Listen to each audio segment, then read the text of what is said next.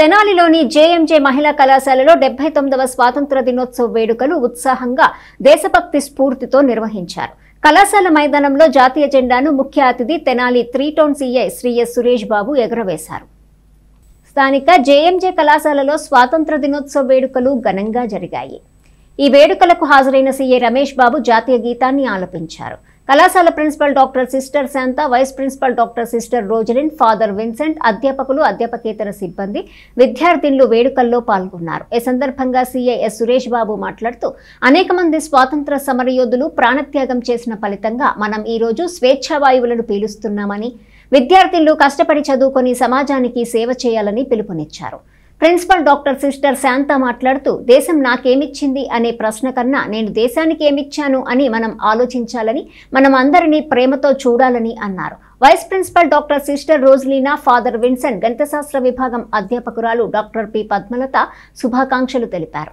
అనంతరం విద్యార్థులు దేశభక్తి గీతాలు, సాంస్కృతిక కార్యక్రమాలతో దేశ ప్రేమను వ్యక్తం చేశారు.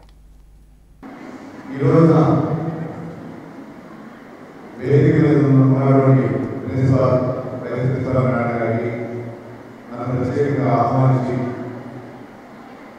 ఈ స్వాతంత్ర దినోత్సవ ప్రోగ్రాంకి ఇన్వైట్ చేసినందుకు పేరు పేరున ధన్యవాదాలు. ముఖ్యంగా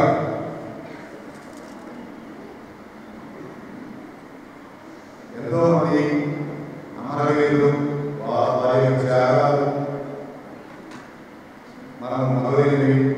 మనం ఈ రోజున ప్రశాంతమైన వాతావరణంలో కుల, మత, ప్రాంత, వర్గ భేదాల యొక్క మనమంతా ఒకటే, అందరూ భారతీయులనే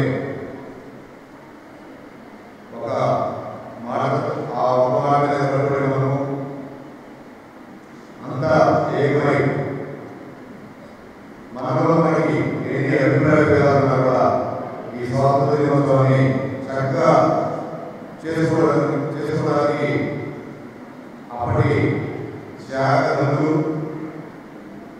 సుభాష్ చంద్రబోస్, లాలా లజపతి రాయ్, బిపిన్ చంద్రపాల్, బాలగంగాధర్ తిలక్, అలానే మన స్టేట్లో వచ్చేటప్పటికి పొట్టి శ్రీరాములు, అల్లు సీతారామరాజు, ఇలా ఎంతో మంది మహానుభావులు వారి యొక్క కృషి ఫలితమే ఈరోజు మనము బ్రిటిష్ పాలన నుండి వాళ్ళని వ్యాపారానికి బతకడానికి మన దగ్గరికి వచ్చి మన యొక్క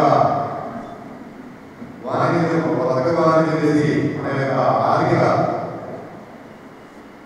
ఆర్థికంగా వాళ్ళు బాగా బలపడి మన దగ్గర ఉన్న ధనాన్నంతా వాళ్ళు బ్యాంకు తీసుకెళ్ళిపోయారు. అదేవిధంగా అందరితో తీసుకున్న దగ్గరికి మన మీద పెద్ద చేసి మనలో కుల, మత వర్గాలు, అలానే ఇతరుల మధ్యలో గొడవలు పెట్టి అడ్మినిస్ట్రేషన్ వాళ్ళు చేసి మన దగ్గర ఉన్న